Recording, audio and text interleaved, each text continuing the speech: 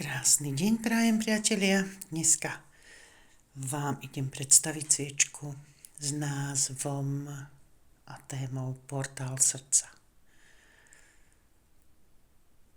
Tento portál srdca vlastne otvára to, na čo už v nás dozrel čas. Otvára bránu k novému poňatiu lásky v nás. Každému sviečka vykoná toľko, nakoľko je pripravený. Dovoľte, aby pôsobila. Keď som túto sviečku vytvárala, tak prišla tu veľmi silná posádka mi na pomoc k tejto téme. Bola to Mária Magdalena. Bol tu archaniel Chamuel. Boli tu rôzne bytosti lásky. Bolo to veľmi silné spojenie, keď som sa napájala na tento symbol, aby som ho urobila. Dúfam, že to v tom nacítite si aj vy.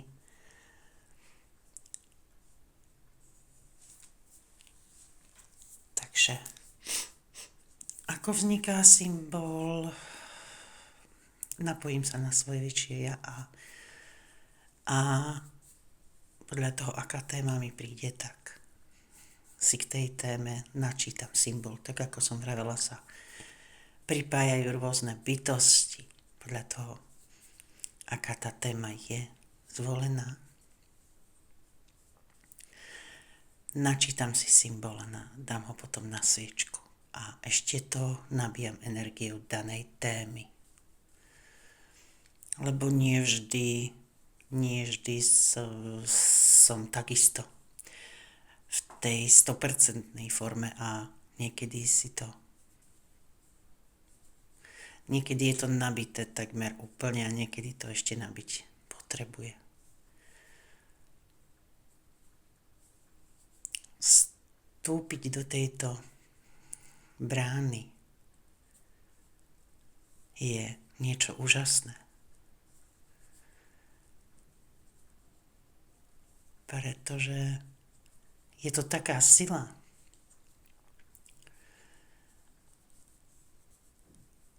ktorá nás úplne zaplaví.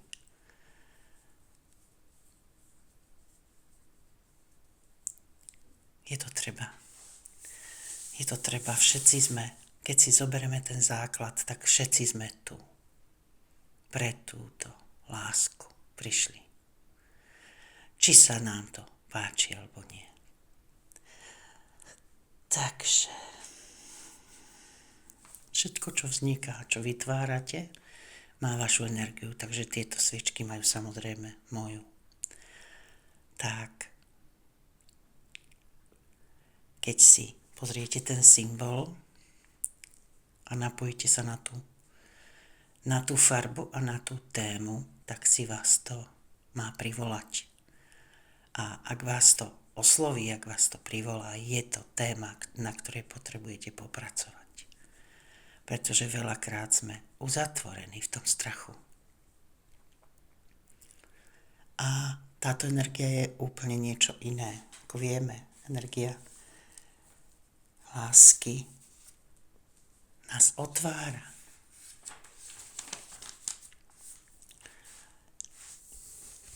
Energia lásky nám ukazuje nové dvere. Pripravujeme sa na nové bytie. Energia lásky miluje, lieči, chráni, vedie. Hlavne spája. Energia lásky spája. To je to najväčšie, najsilnejšie, čo táto energia tvorí. Takže si skúste nacítiť tento symbol.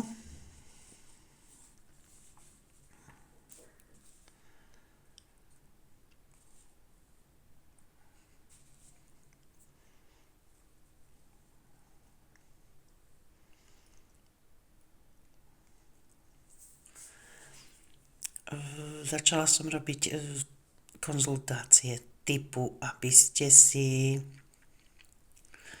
mohli dať poradiť, pretože už nejaký čas s týmito sviečkami som a viem si nacítiť, ktorá téma by vám pomohla, ktorá by vás posunula ďalej. A ak máte záujem o takéto niečo konzultovať to so mnou, tak sa môžete kľudne na mňa obrátiť. Adresu dám pod video.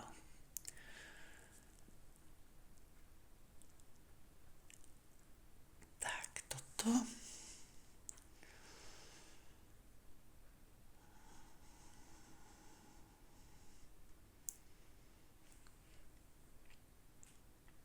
Niektoré tie symboly viem opísať dopodrobna, niektoré proste tieto pevné symboly, ako je napríklad aj tento,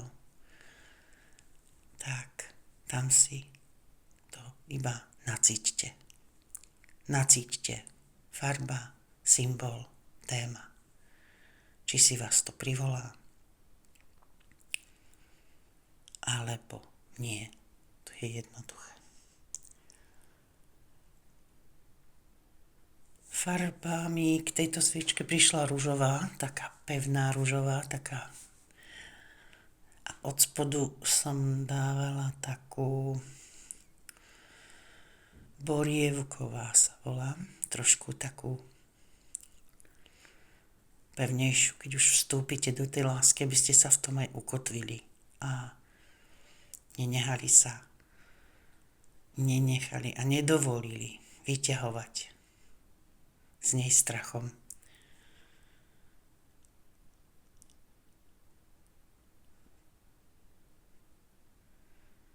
Tak.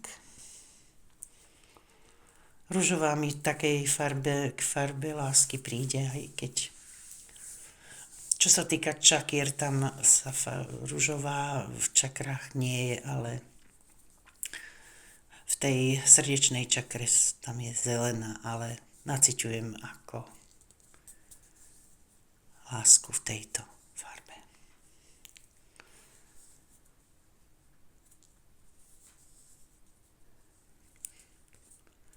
Vždy mi život prináša nejakými skúsenostiami, niečím, čo sa mi v živote deje. Ďalšie témy.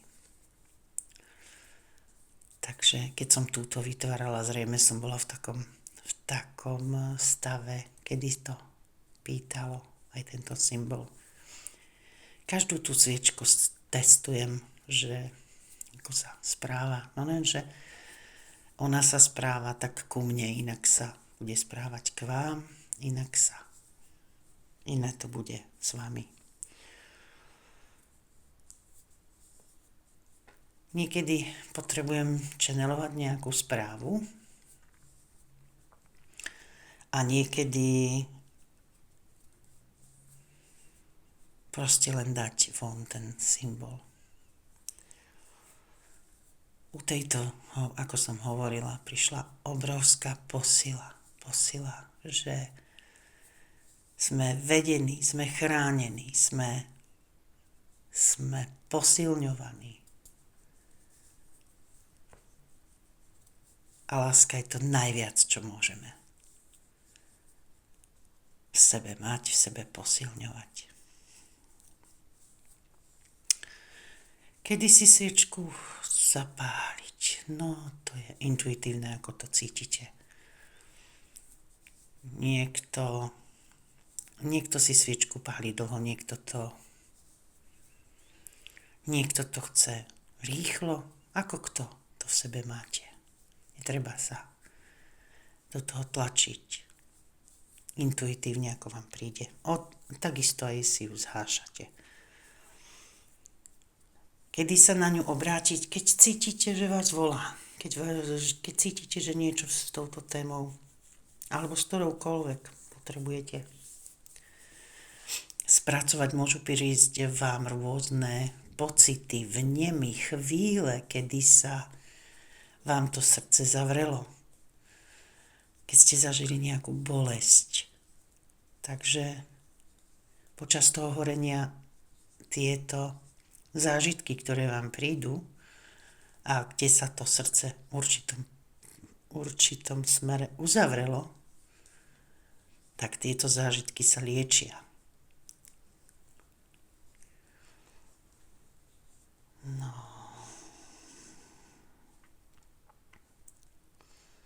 Cez sviečky sa dá pozrieť na to, ako s nimi spolupracujete. Hej? Keď je ten oheň maličký, centimetra menej, tak tá sviečka nepracuje, pretože podľa tej výšky vidíte, čo sa deje. Ak je ten plameň veľký, alebo aj vytečie, to sa stáva, tak ten problém, kde ste mali, ten ako keby sa vylieči. Podľa toho, kde sa tá sviečka aj točí, viem vám povedať, keď mi pošlete fotku, viem vám povedať, čo sa vám deje. Viem vám to vysvetliť. Komunikácia s nimi je viditeľná, pretože to vidíte na tom ohni, či to horí jemnúčko, pomaličky. Keď sa pozriete na túto moju, tak horí kľudne, pomaly. Niektoré sú veľmi akčné.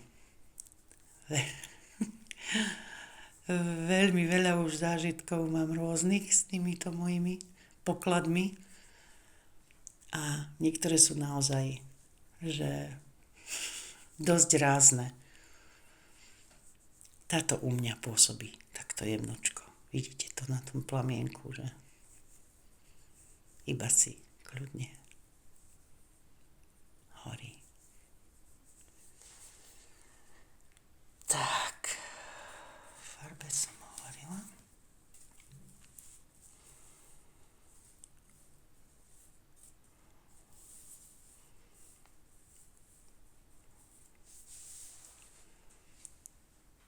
Takže asi takto.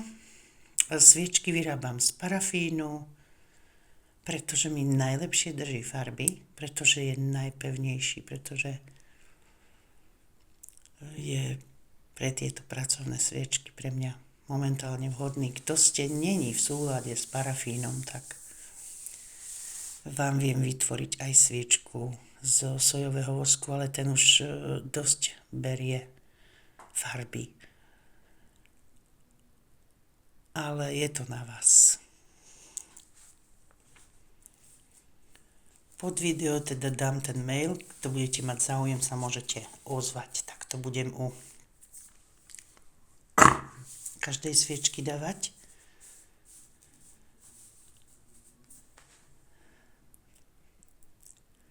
Aby ste zatiaľ mali možnosť si niečo k tej téme, k tej energii vypočuť. Ak sa ma na niečo budete pýtať, budem odpovedať.